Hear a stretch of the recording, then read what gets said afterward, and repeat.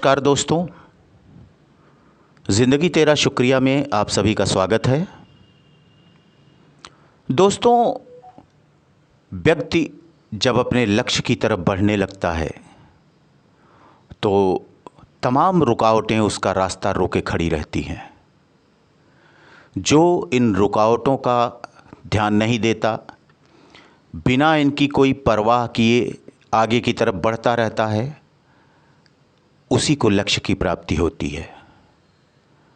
आज इसी विषय पर हम एक छोटी सी कहानी आपको सुनाने जा रहे हैं, जिसका शीर्षक है लक्ष्य प्राप्ति की राह। एक किसान के घर एक दिन उसका कोई परिचित मिलने आया। उस समय वह घर पर नहीं था। उसकी पत्नी ने कहा, वह खेत पर गए हैं, मैं बच्चे को बुलाने के लिए भेजती हूँ, तब तक आप इंतज़ार करें। कुछ ही देर में किसान खेत से अपने घर पहुंचा। उसके साथ साथ उसका पालतू कुत्ता भी आया। कुत्ता जोरों से हाँफ रहा था।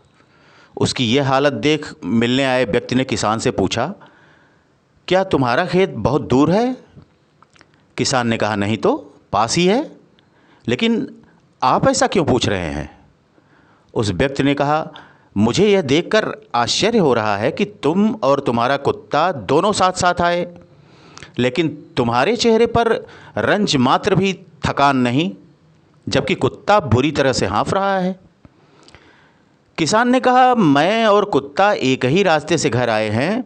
मेरा खेत भी कोई ख़ास दूर नहीं है। मैं थका नहीं हूँ, मेरा कुत्ता थक गया है। इसका कारण यह है कि मैं सीधे रास्ते से चलकर घर आया हूँ, मगर कुत्ता अपनी आदत से मजबूर है। वह आसपास दूसरे कुत्ते देखकर उनको भगाने के लिए उनके पीछे दौड़ता था और भौंकता हुआ वापस मेरे पास आ जाता था। फिर जैसे ही उसे कोई और कुत्ता नज़र आता, वह उसके पीछे दौड़ने लगता। अपनी आदत के मुताबिक उसका यह क्रम रास्ते भर जारी रहा, इसलिए वह थक गया है। देखा जाए तो यही स्थिति आज के इंसान की भी है। जीवन के लक्ष्य तक पहुंचना यूं तो कठिन नहीं है, लेकिन राह में मिलने वाले कुत्ते व्यक्ति को उसके जीवन की सीधी और सरल राह से भटका रहे हैं।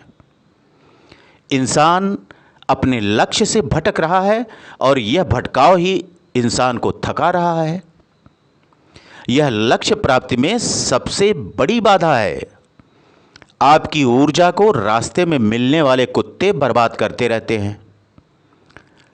भौंकने दो इन कुत्तों को और लक्ष्य प्राप्ति की दिशा में सीधे बढ़ते रहो। फिर एक ना एक दिन मंजिल मिल ही जाएगी। लेकिन इनके चक्कर में पड़ोगे तो थक ही जाओगे। अब ये आपको सोचना है कि किसान की तरह सीधी राह पर चलना है या उसके कुत्ते की तरह। तो दोस्तों, आज की कहानी बस इतनी सी। कैसी लगी कहानी आपको? छोटी है लेकिन गंभीर है। इस कहानी की गंभीरता को ध्यान में रखते हुए सुनिएगा और अपने विचार कमेंट बॉक्स में जाकर ज़रूर लिखिएगा। अच्छी लगे तो हमारी इस ज़िंदगी तेरा शुक्रिया चैनल को लाइक और सब्सक्राइब करना ना भूलिएगा।